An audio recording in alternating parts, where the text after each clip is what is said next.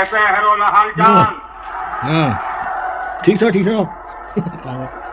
देवभूमि उत्तराखंड में ये मेरी पहली चुनावी सभा है। अब मैं तय नहीं कर पा रहा हूं कि प्रचार सभा है कि विजय सभा है। एम्पायर पर दबाव डालकर, प्लेयर को खरीदकर, कैप्टन को डराकर मैच जीता जाता है। क्रिकेट में उसको मैच फिक्सिंग कहा जाता है। हमारे सामने लोकसभा का चुनाव है। अंपायर किसने चुने? नरेंद्र मोदी ने। शुरू होने से पहले 2 खिलाड़ियों को अरेस्ट करके अंदर कर दिया। तो भाइयों और बहनों, ये जो चुनाव हो रहा है, नरेंद्र मोदी जी इस चुनाव में मैच फिक्सिंग करने की कोशिश कर रहे हैं। जनता की आवाज और उसकी निष्पक्ष समीक्षा तो श्रीलंका को दे दिया। अब इस द्वीप के आसपास भी कोई भारतीय मछुआरे गलती से चला जाता है तो उसे गिरफ्तार किया लिया जाता है, जेल में बंद कर दिया जाता है। आप मुझे बताइए, ऐसी कांग्रेस जो भारत के टुकड़े करने के उनके नेता बात करते हो, जो कच्छद्वीपों को दे देते हो, क्या वो देश की रक्षा कर सकती है? जरा पूरी ताकत से बताइए, देश की रक्षा कर सकती है? क्या कांग्रेस देश की रक्षा कर सकती है? भाई और बहनों, कांग्रेस ने तो देश के सीमावर्ती गांवों को भी देश का आखिरी गांव मानकर वहां विकास करना बंद कर दिया था। ये भाजपा की सरकार है जिसने सीमा किनारे बसे गांवों को देश का प्रथम गांव माना है, वहां तेज गति से विकास किया है। हमने जम्मू कश्मीर में पिछले 5 साल से यही देखा है। हमारे हजारों की तादाद में नौजवान, मैं, फारूक साहब, उमर अब्दुल्ला साहब, पूर्व मुख्यमंत्री, तीनों को बंद कर दिया गया और देश को बताया गया कि हम देश हित में कर रहे हैं। जब आप संविधान का उल्लंघन करते हैं, जब आप कानून का उल्लंघन करते हैं, वो देशभक्ति नहीं, देशद्रोही होता है। जो संविधान का उल्लंघन करेगा वो देशद्रोही है। आज जम्मू कश्मीर एक लेबोरेटरी बना है, वहां टेस्टिंग होती है, फिर आपके साथ वही होता है। कांग्रेस की सरकार रहती तो आज भी पूर्व सैनिकों को 1 रैंक 1 पेंशन नहीं मिल पाती, लेकिन मोदी ने सैनिक परिवारों को गारंटी दी थी और इसे पूरा करके दिखाया। आज देश भर के सैनिक परिवारों को 1 रैंक 1 पेंशन के 1 लाख करोड़ रुपए से ज्यादा मिल चुके हैं। इसमें से उत्तराखंड के भी हजारों परिवारों को लाभ हो रहा है। इसलिए मैं कहता हूं, नियत सही तो नतीजे सही। कर्नल रोहित चौधरी के मुताबिक यूपीए सरकार द्वारा पास की गई 1 रैंक 1 पेंशन स्कीम एवं पुरानी डिसेबिलिटी पेंशन को लागू करने और पूर्व सैनिकों के इलाज के लिए मेडिकल स्कीम के 6,000 करोड़ रुपए अविलंब जारी किए जाएं। कांग्रेस की एक ही मांग 1 रैंक 1 पेंशन स्कीम है, जिसे यूपीए सरकार ने दोनों सदनों में पास किया था। वर्ष 2014 में 1 रैंक 1 पेंशन के लिए पूरा मसौदा तैयार किया गया था। 1 रैंक 1 पेंशन पर कुल खर्च 8,300 करोड़ रुपए आना था। मोदी सरकार द्वारा 2015 में इसे लागू किया गया, मगर इसके कई पहलू हटा दिए गए। 23,000 करोड़ रुपए निर्धारित है। चौधरी के अनुसार कुल 5,300 करोड़ रुपए का खर्च पास किया गया।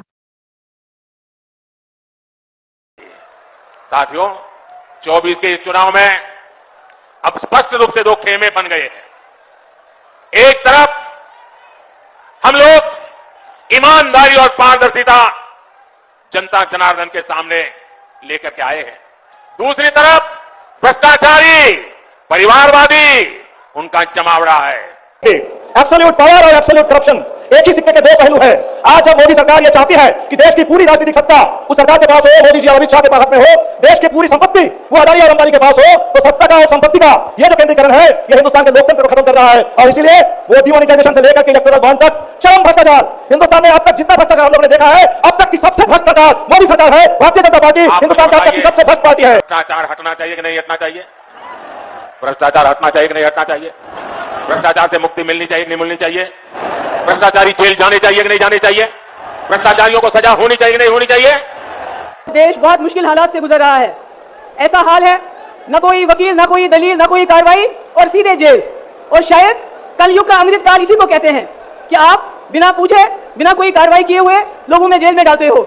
ये मैं उमर खालिद की बात। उत्तराखंड की सारी सीटों पर भाजपा को ज्यादा से ज्यादा वोटों से विजय दिलाने के लिए मैं आपसे प्रार्थना करने आया हूं। नैनीताल उधम सिंह नगर से हमारे साथी अजय भट्ट जी चुनाव लड़ रहे हैं।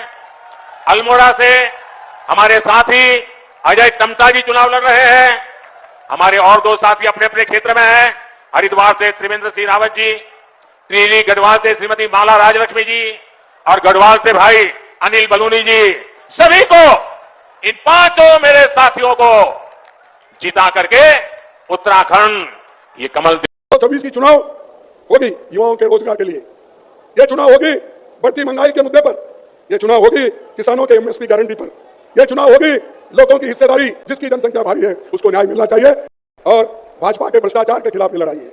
और चुनाव देश के संविधान और डेमोक्रेसी को बचाने की है। मुझे खुशी है आज हम सब लोग मिलकर काम कर रहे हैं, चाहे हमारे कुछ भी मतभेद हो। मोदी जी हमारे साथ आकर के खुली बहस करें, सार्वजनिक तौर पे बहस करें। आपसे हम कहना चाहते हैं कि याद रखिए कि 2024 का ये आम चुनाव तानाशाही वर्सेस लोकशाही का चुनाव है। लोकतंत्र को मजबूत कीजिए। जो भी प्रत्याशी बीजेपी को हरा सकेगा, बीजेपी को टक्कर दे सकेगा, उसको वोट दीजिए। तेरी पीड़ा कैलू निजानी, हे पहाड़े किनारी, बिन सिरी बीत व्याकुनी तक कर दिधानी कमाणी, खैरी विपदा तेरा भाग मां सदानी, खैरी विपदा तेरा भाग मां सदानी, पाड़े किनारी है घस्यारी, हे घस्यारी, हे घस्यारी। की गांडी बिक जाली, हौलनी सूरंदोलों की गांडी बिक जाली, गौरा कुसे त्यों बोल बीरणों मां बिक जालू, गौरा कुसे त्यों बोल बीरणों मां बिक जालू, दीदो भूगु ग्याले युमाटू पानी बिक जालू, दीदो भूगु ग्याले युमाटू पानी बिक जालू।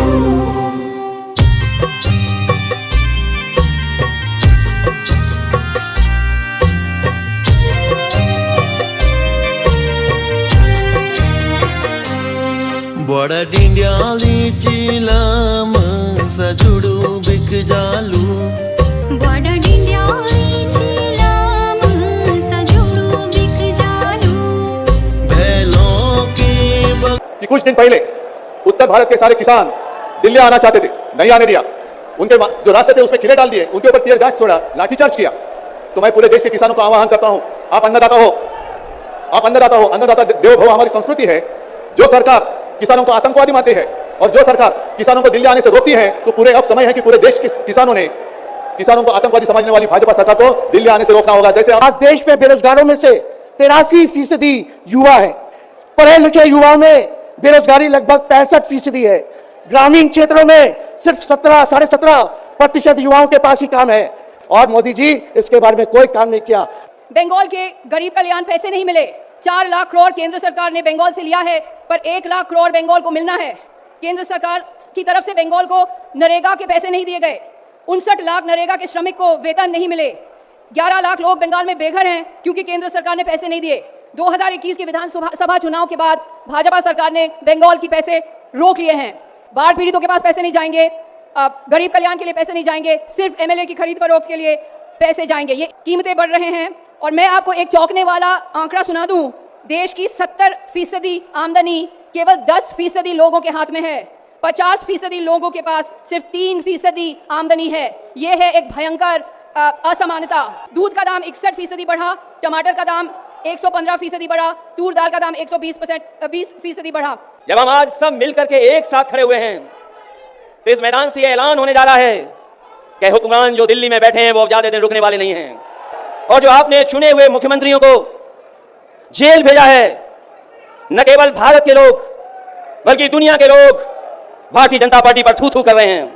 ये 10 साल का कार्यकाल आप देखोगे तो ये ब्रह्मांड की सबसे झूठी पार्टी है। ये सत्ता को बचाने के लिए अगर इन संस्थाओं को आगे कर रहे हैं तो ये 400 पार नहीं 400 हारने जा रहे हैं। आज तो देश जान गया है, ईडी सीबीआई से डरा करके इन्होंने सबसे ज्यादा चंदा वसूलने का काम अगर किसी ने किया तो भारतीय जनता पार्टी के लोगों ने किया है।